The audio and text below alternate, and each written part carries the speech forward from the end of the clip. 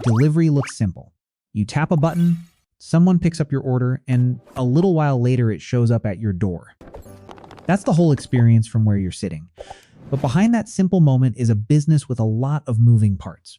Restaurants and retailers, warehouses, drivers, routing software, fuel, insurance, customer support, payment processing, marketing to get you to order in the first place.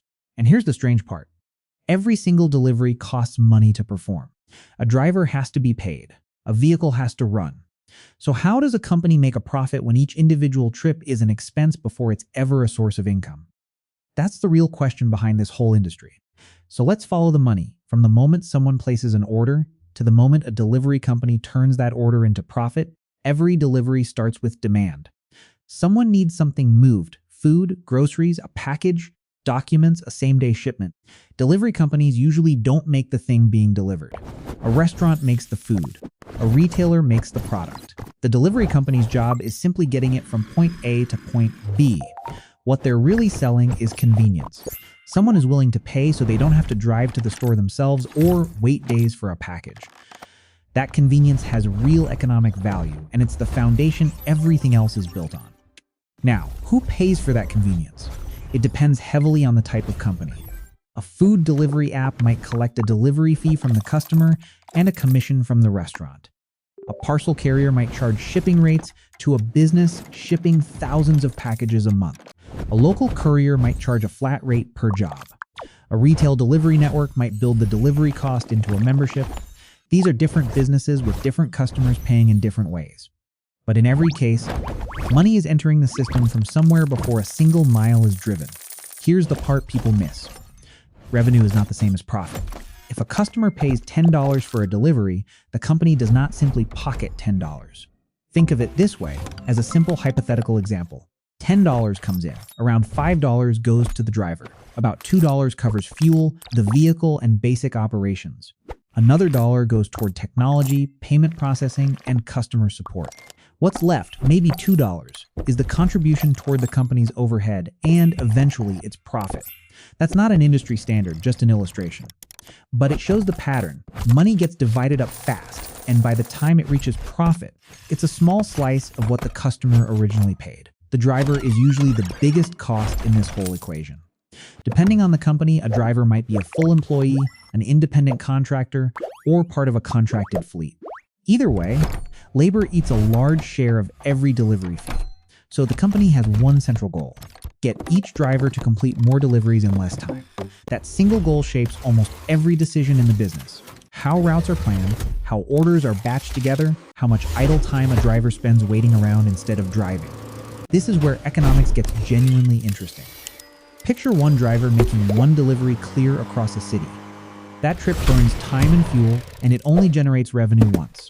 Now picture that same driver making 5 deliveries, all within a few blocks of each other. Less empty driving, more completed deliveries per hour. Lower cost for each individual delivery, even though the driver is being paid roughly the same amount for the hour. This is called route density, packing more deliveries into the same area so a driver spends less time traveling and more time actually delivering. It's one of the most powerful levers in the entire business. Technology isn't just a nice interface, it's an economic tool. Matching orders to nearby drivers, optimizing routes, predicting demand before it happens, tracking deliveries in real time. All of this exists to squeeze more deliveries out of the same drivers and vehicles. Better coordination means the company can move more volume without proportionally adding more cost. That's the whole point. Woo them out further, and scale starts to matter.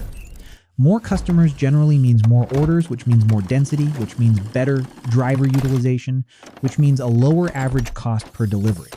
That's the upside of growth. But scale isn't free. More orders also means more customer support tickets, more drivers to manage, more refunds, more failed deliveries, and more operational complexity.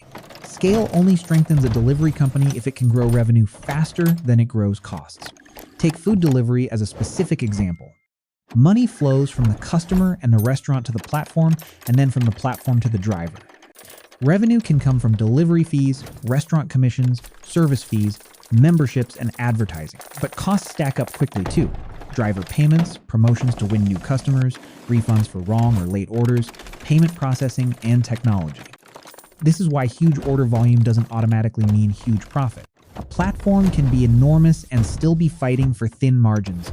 Package delivery runs differently. It often depends on shipping charges, long-term contracts with businesses, and massive volume moving through sorting centers and warehouses. A single package might generate only a few dollars in revenue. But when a network moves millions of packages through an efficient system, those small amounts add up into a very large business.